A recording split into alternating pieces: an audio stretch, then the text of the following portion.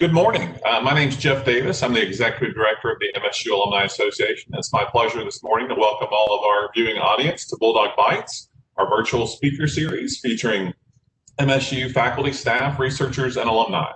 Today's installment of Bulldog Bites, present-day challenges in higher education recruiting.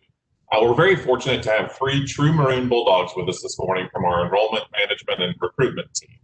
Dr. John R. Dickerson is the Assistant Vice President for Enrollment Management and University Registrar at Mississippi State University, with oversight of the offices of Student Recruitment and Marketing, Orientation and Events, and Admissions and Scholarships, Student Financial Aid, and University Registrar.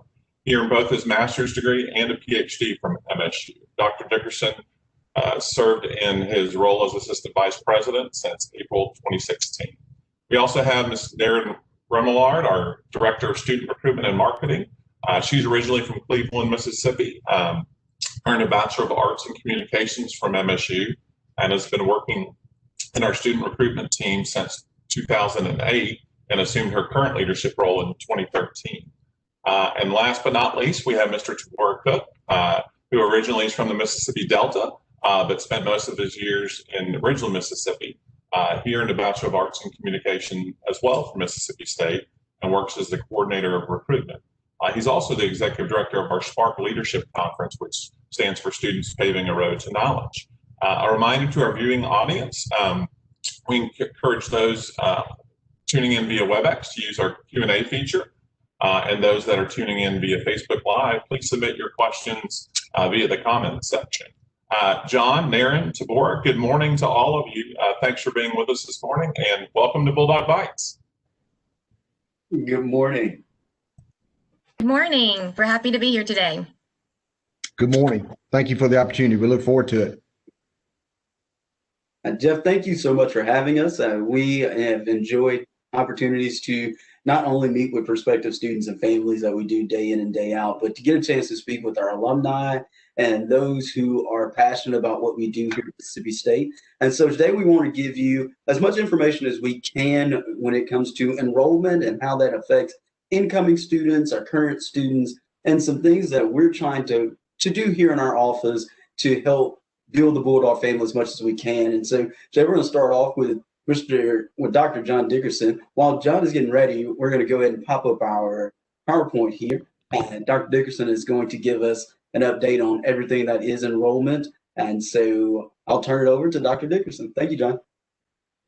Thank you, Tabora. And let me say, too, as we're getting ready to share some information with you, we really appreciate the opportunity to visit with you today and really appreciate the partnership we have with the Alumni Association. They just do a tremendous job in partnering with us on enrollment and recruitment initiatives, from the Alumni Recruitment Network to the Legacy Program to all of the other efforts that take place through the local chapters and National Alumni Board. We greatly appreciate that partnership. And I want to say a word of thanks to you, our alumni and friends. We really appreciate you keeping us updated on students in your area that you come into contact with that are thinking about college and making sure they're receiving information from us or anything that we need to know if they're having challenges with any of the aspects of enrollment. We have so many of y'all that reach out to us, and we really appreciate it, because in some cases the information you share, we would not know otherwise. And so it's very important. And please don't ever hesitate to reach out to us with names of students or any concerns or any suggestions that you have. So it's very important. But my time, additional time that I want to spend just for a few moments is just sharing with you a little bit about our fall 2020 enrollment. And so we're really excited about our enrollment, and certainly given all the challenges that all institutions have had with COVID-19, we're really excited to report that we had almost 3.5% enrollment increase. We almost made it to 23,000 students. But you can see that we're just under 23,000 students this fall, which is the 6th consecutive year of enrollment growth for us here at the university, which is really exciting. And in times, and we're going to talk some more about this, but in times of not just COVID, but in times where our high school graduating population in our state is declining, and in a number of the states that we enroll students is declining, this is quite an accomplishment for our university. So we're really, really excited about that. I wanted to share with you some other things. We did have a decrease in our freshman class. We have just over 3,200 freshmen this year. It's about a 7% decrease.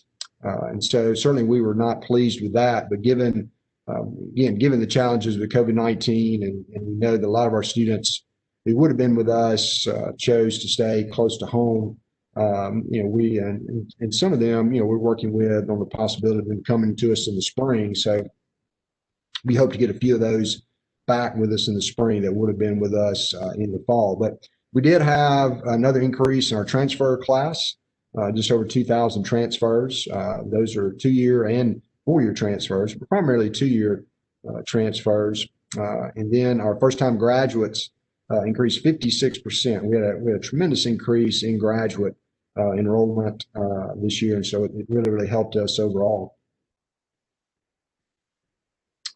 Returning graduates is up a lot, almost 3,000 returning graduate students, and our returning undergraduate students increased as well, just right at 2%. Just a few things about their enrollment. We actually went barely, but went majority female for the first time. 50, just under 51%, and so that's we've been right on the edge of that for a number of years. Our minority enrollments are 28%, in-state enrollments at 64.4%. So we certainly continue to place an emphasis on our state, being the land-grant institution and being the largest institution in our state. That's very, very important to us, but certainly it's important too for us to continue to expand our brand and the awareness of Mississippi State outside of our state, because that's going to be very, very critical as we move forward and trying to continue to grow our enrollment. Then just a few things about some of our campuses. We have a campus in Meridian. Most of you, I think, are aware of that. We had a great increase there, gotten almost 900 students at Meridian this fall. Our distance campus, distance education campus, at 53% increase. And you might imagine that, but we've done a great job in distance and at Meridian, adding programs and making some changes that has allowed us to increase our enrollment. Then I think hopefully most of you are aware that we have a campus on the Mississippi Gulf Coast, on campus at the Jackson County campus, Mississippi Gulf Coast Community College in Goshen. We have 3 of our engineering programs there, and we went well over 100 students there, 129 students, 20% increase from last fall. So we're really excited about that as well. So just overall, a great fall enrollment, especially when you realize, again, as I said earlier, what everybody's been dealing with. And then when you look at what our sister institutions in our state experienced enrollment-wise, we're really, really excited about that. And it is a team effort from our faculty and staff, to our administration, to our alumni, to our students.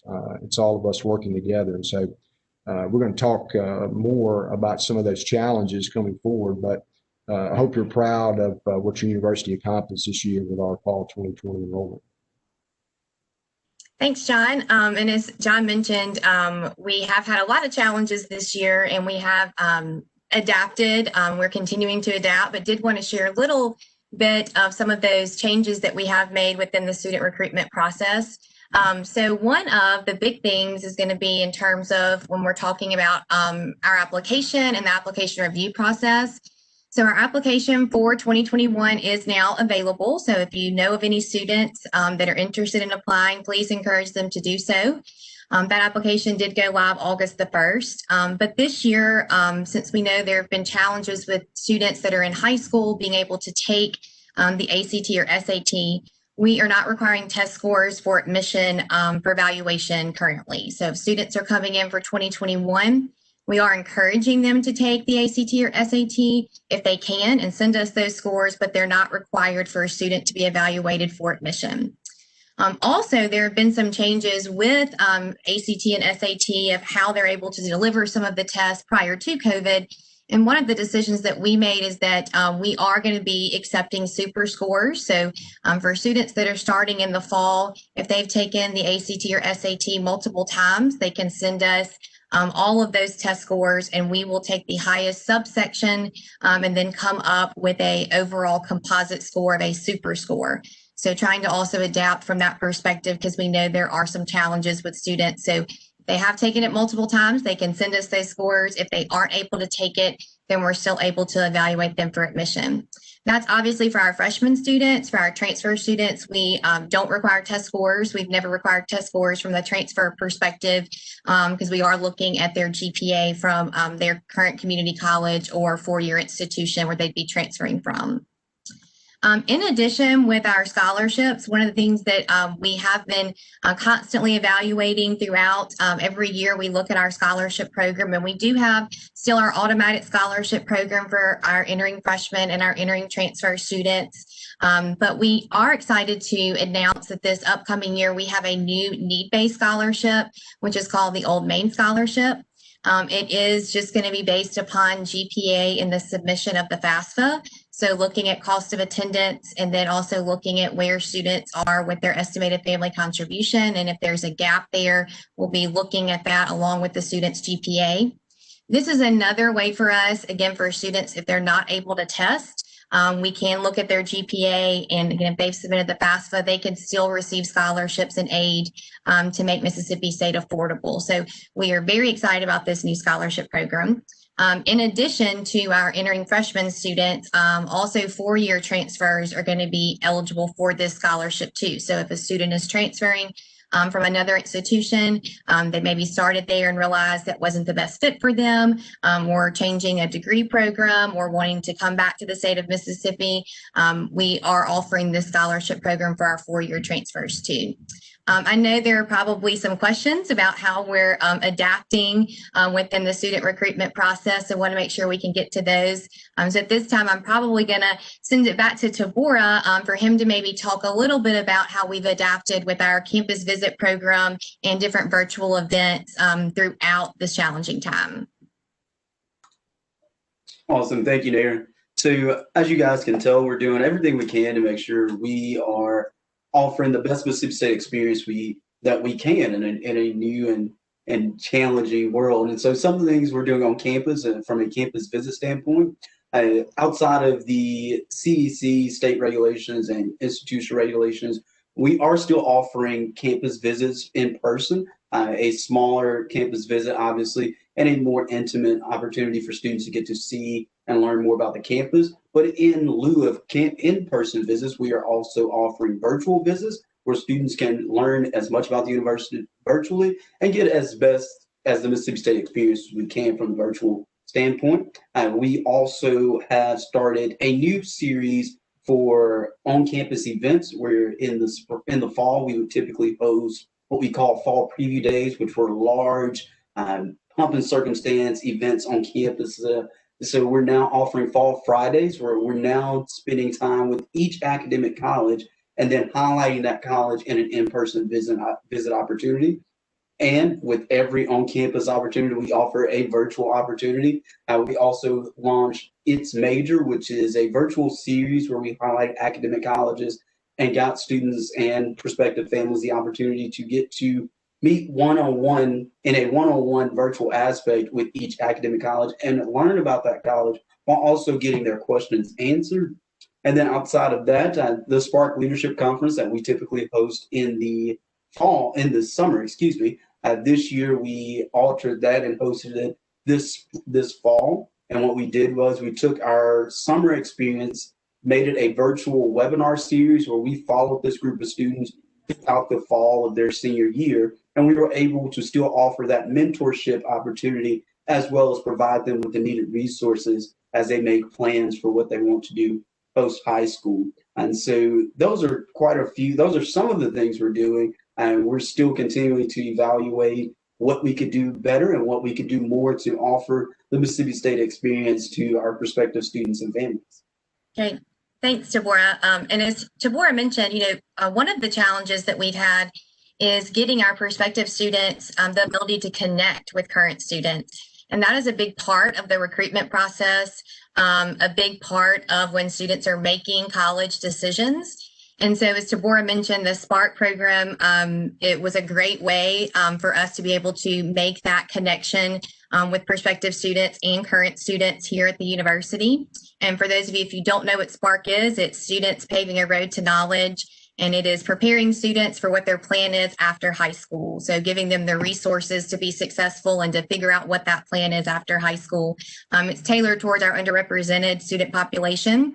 And again, we've had a lot of great success there, but we also know that we have all types of students that are needing to connect with our current students. And so we've been hosting different student hangouts with current students, and so we will let our prospective students know they can join and just come hang out with some current students and just talk with them. Nothing formal. It's just a time to, talk about high school and college and what it's like to be in college. And so those informal events have been very helpful and very successful for our prospective students. We've seen really good turnout for those. In addition, we have an app that's called ZME, where our students, prospective students, join, and they are in all these different groups, and they're able to chat with each other and get to know each other throughout that app. We're able to also host different events throughout the app for people to get to know who likes Netflix, or who prefers eating out or cooking, or who prefers Hulu. And so it's just ways for them to get to talk to each other, even though maybe they're not within, not seeing each other on campus, or maybe seeing each other in their high school. They're able to make connections with other students that are interested in Mississippi State. It's also a great resource for students if they're looking for a roommate.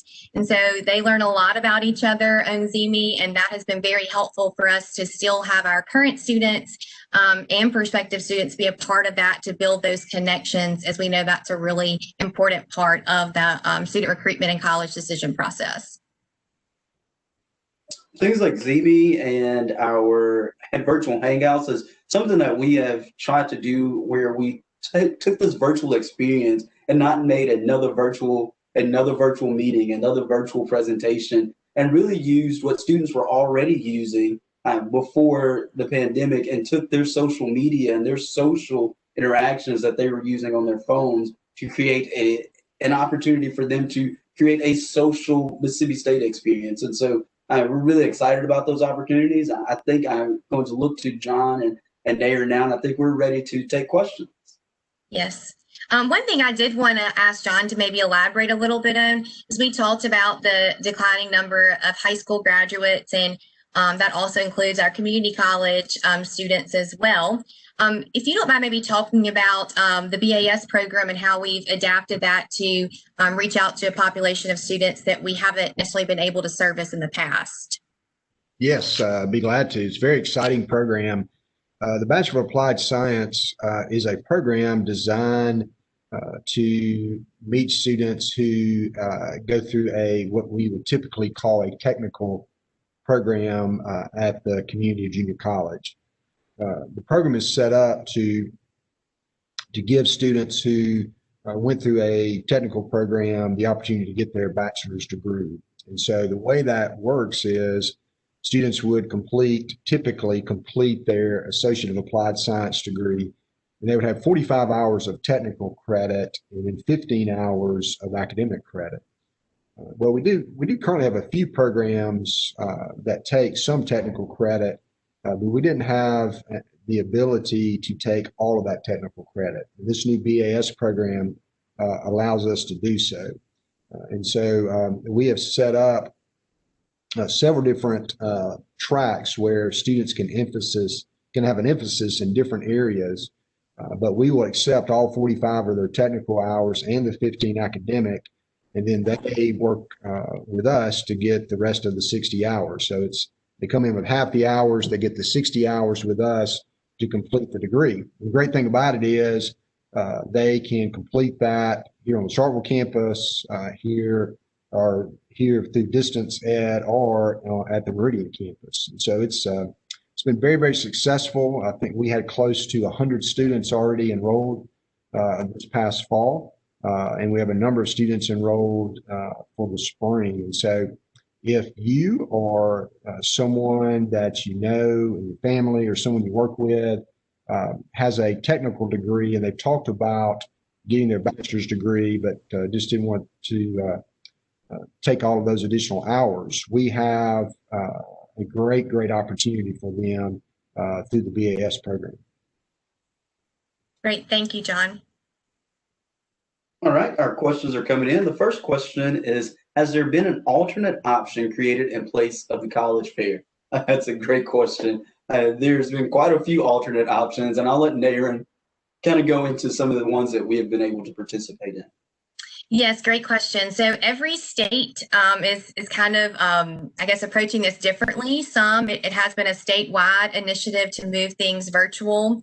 And they have a statewide program that all students throughout the state can participate in. We still have our national college fairs that we participate in.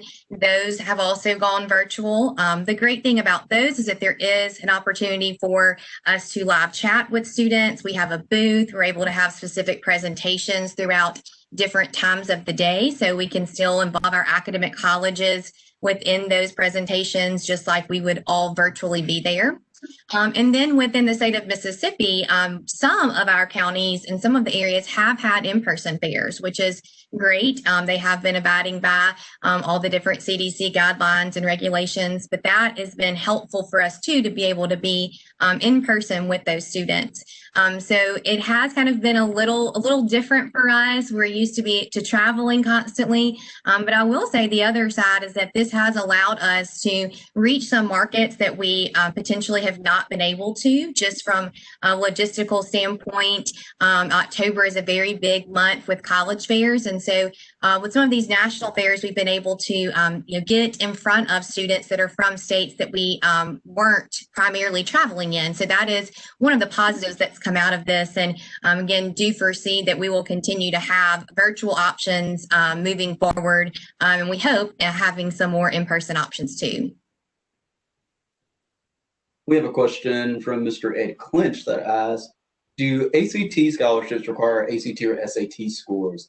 And so I think Mr. Clinch will be referring to some of our academic excellence scholarships that are merit-based. That's academic excellence, Covert Future Leader, as well as our non-resident tuition scholarships. Those scholarships do require ACT and or SAT score. But like Naron mentioned earlier, we're excited to offer our new Old Main scholarship that will be based fully on GPA and the financial need of that family. Great question. In the current climate, what can our alumni personally do to help with the recruitment effort? Naron? Yeah, great question. I would say, first off, if you haven't joined the Alumni Recruitment Network, definitely join the Alumni Recruitment Network. That has been extremely helpful. And throughout this entire, I guess, pandemic and challenges that we've had, the personalization is something that we have always prided ourselves on, of handwriting students and making personal contacts with them and building those relationships. We have probably had more feedback in the past couple of months from prospective students and families and parents telling us how much that really means to them. And our Alumni Recruitment Network, they are valuable in helping us with outreach to students. Hearing from alums when they're writing those students is also extremely helpful for us. Outside of joining the Alumni Recruitment Network, obviously wearing Mississippi State things all the time, and also letting us know about students within your community, within any area.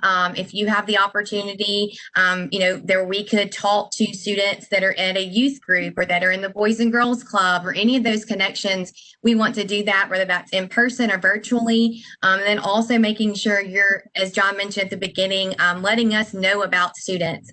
We want to recruit students to Mississippi State, especially if they're a great fit for Mississippi State. We know not every student is, but we definitely want to recruit every student and make sure we find out if we're a good fit for them. And so sometimes it may be that we don't know about a student. And so please let us know, and please refer students to us. Those are the three things that I feel like that alumni can do to help and make an impact. And then obviously, if you're wanting to help and maybe go a little bit further with as are hosting events, whether they're in person or virtual, and you'd like to participate, that's something else you can sign up for in the Alumni Recruitment Network, where we can then connect you with different events that we're having that would fall into your area of expertise. How are our enrollment trends compared to other institutions in the SEC? We are up in Mississippi, but how are other institutions faring? John? Sure. Yeah. Glad to take that. It was a little bit of a mixed bag this fall across the SEC. We had some institutions, some of our fellow SEC institutions were down significantly. Some were flat. Some were up slightly, kind of like we were. And so it's a little bit of a mixed bag. I would say in most cases, consistently across the institutions, with a couple of exceptions, most schools struggled with their freshman numbers and their first-time students, first-time freshmen, first-time transfer. I would say in most cases where we were able to make gains was on the graduate side, just like we did. And so that seemed to be what our colleagues in the SEC experienced as well for the most part. So it's a little bit of a mixed bag, but the ones who are up are not up very much. And so most of them are dealing with some of the same challenges we are.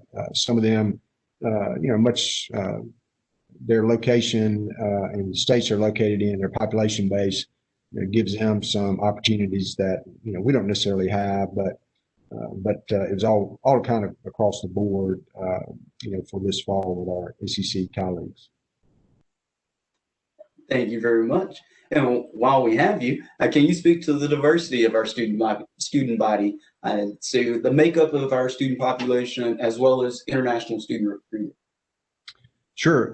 We're at 28% minority enrollment, primarily African American, but we've seen also growth in our Hispanic, a little bit of growth in our Asian students. Our international enrollment, we did lose ground there, as did most institutions, and so that's very concerning, to us. And so, but there's a lot of factors going into that that are certainly out of our control at this particular time. But we kind of held our own, so to speak, in terms of comparing our percentages on diversity compared to last year and the previous years. Another question, what does SPARK stand for again? And so SPARK is Students Paving a Road to Knowledge. It's a leadership conference on campus for underrepresented students who are rising seniors, or this year, current seniors. And our goal is to help those students create a path for what they're going to do post-high school. Obviously, that would include college, but that also includes helping students get prepared for military, trade school, community college, and helping those students find the best fit and the best way to get involved in those fits. Have you seen a decline in application to college due to COVID? Are students choosing to delay coming to college and due to virtual options? So we'll start with applications with Naron. Yeah, I'm happy to talk about that. I think, we are seeing a decline in applications, and that is, across the SEC, except for a couple of institutions. That does seem to be a trend. There are some factors that COVID does probably play into some of that.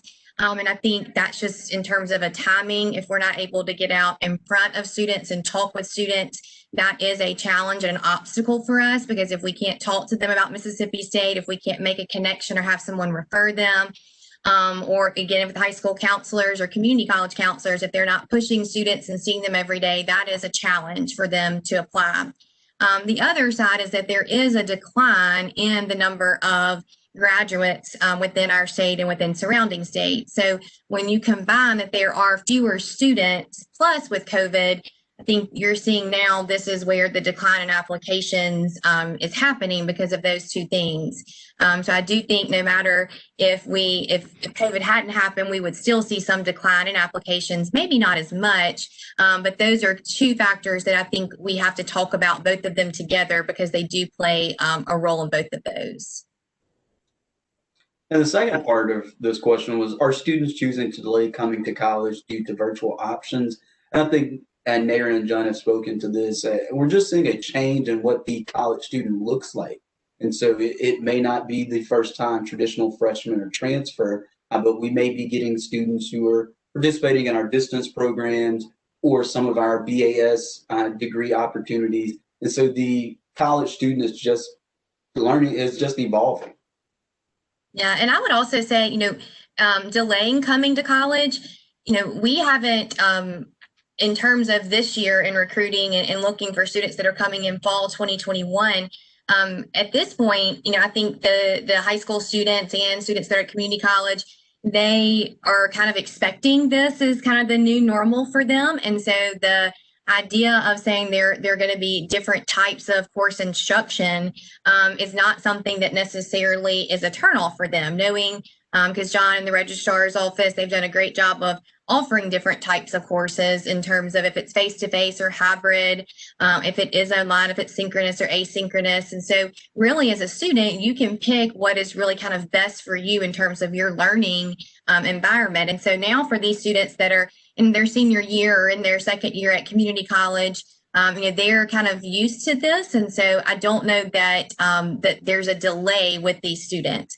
What we did see in 2020, as students were coming in this past fall, there were a lot of things up in the air. And so some students were deciding to maybe wait or hold off or stay local. And now we're seeing with our spring applications, we are seeing a little bit of an uptick there, people maybe wanting to come on to Mississippi State now after it's kind of been sorted out how this looks. So I don't know, John or Tabora, if y'all want to add anything to that, but that's just kind of, I guess, our take from working with the students. Yeah, I think you're exactly right. I will say that it is very positive that our spring freshman transfer Meridian campus applications and our admits are trending a little ahead of last spring. So we think that could be, a number of students who chose to stay at home, go local for the fall, see how things went, and then come to us in the spring. And so we hope that that trend continues. And certainly we talked to a lot of students back in the late summer and early fall who were who made those decisions. And so we certainly tried to encourage them as they were thinking of coming to us in the spring and trying to facilitate that process to be as seamless as possible. Well, I think that's our time today. We have enjoyed you as we always do. We do enjoy getting a chance to speak with our alum and friends and family of the Mississippi State Bulldog family. And if there's ever anything we could do, we love participating in these things. But if you ever need any of us, I'm sure I speak to our team that if you want to reach out to us, we'll be glad to speak to you and be able to help where we can. Anything you guys want? Oh, we do have another question that popped up. Are there supports for first generation students at the Meridian campus? John? Yes, there are. We do have Office of Student Services there at the Meridian campus who is equipped to help our first generation students.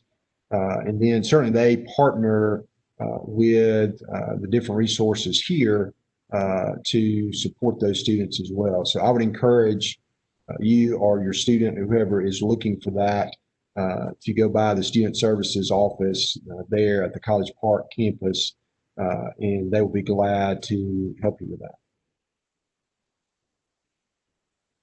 Awesome. Naron has added her email address, and so if you want to get in touch with Naron, that's n.remillard@msstate.edu. And my email address is t.e.cook@msstate.edu. And as I'm saying this, I'm pretty sure John's is coming next.